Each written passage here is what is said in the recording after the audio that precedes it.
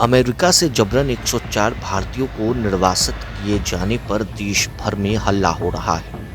आपत्ति इस बात पर जताई जा रही है कि अमेरिकी सरकार ने भारतीयों को हथकड़ी और पैरों में जंजीर डालकर डिपोर्ट किया है। गुरुवार को संसद में भी इसकी गूंज सुनाई दी। विपक्षी दलों ने इस मुद्दे पर सरकार को जोरदार घेरा। 5 फरवरी को 104 भारतीयों को हाथ में हथकड़ी और पांव में जंजीरें लगाकर, जहां 19 महिलाएं भी शामिल थी, 40 घंटे की यात्रा जिसमें एक टॉयलेट। इस पर विदेश मंत्री एस जयशंकर ने राज्यसभा में कहा कि अमेरिका में बिना दस्तावेजों के रह रहे भारतीयों को डिपोर्ट किए जाने की प्रक्रिया नई नहीं है और यह सभी देशों का दायित्व है कि यदि उनके नागरिक विदेशों में अवैध रूप से रह रहे हैं तो उन्हें वापस लें। राज्यसभा में इस संबंध में एक बयान देते हुए जयशंकर ने ये भी कहा कि हम यह सुनिश्चित करने के लिए अमेरिका की सरकार के साथ बातचीत कर रहे हैं कि निर्वासित लोगों के साथ दुर्व्यवहार न हो। उन्होंने कहा, यह सभी देशों का दायित्व है कि यदि उनके नागरिक विदेश में अवैध रूप से रह रहे पाए जाते हैं तो वो अपने नागरिकों को वापस बुला लें। यह नीति केवल एक देश पर लागू नहीं है। निर्वासन की प्रक्रिया कोई नई नहीं है, यह कई वर्षों से चली आ रही है।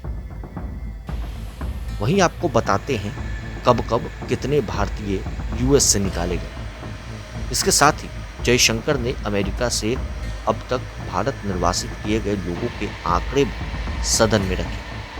उन्होंने कहा कि साल 2009 में 734 भारतीय डिपोर्ट किए गए, साल 2010 में 799, साल 2011 में 597, साल 2012 में 530 भारतीयों को निर्वासित किया गया। उन्होंने इस संबंध में साल 2024 तक के आंकड़े साझा किए हैं।